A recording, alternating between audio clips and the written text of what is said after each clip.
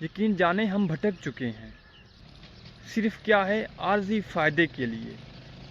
ہاں وہ الگ بات ہے جب ہمیں پتہ نہیں ہوتا ہم بہت سی راہیں ایسی اختیار کر لیتے ہیں جو غلط ہوتی ہیں، لیکن جب ہمیں پتہ چل جائے تو راستہ تو بدلنا چاہیے نا، وہ راستے کو تو چھوڑنا چاہیے جو ہمارے لیے نقصان کا باعث بن رہا ہے۔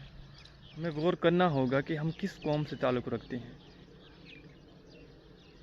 ہمیں ان کے راستے کو اپنانا ہوگا، کیونکہ اگر ہم حضور صلی اللہ علیہ وآلہ وسلم کی امتی ہیں تو ان کے بتائے ہوئے راستے کو اپنانا ہوگا، اس کے مطابق ہی ہمیں زندگی گزارنی ہوگی۔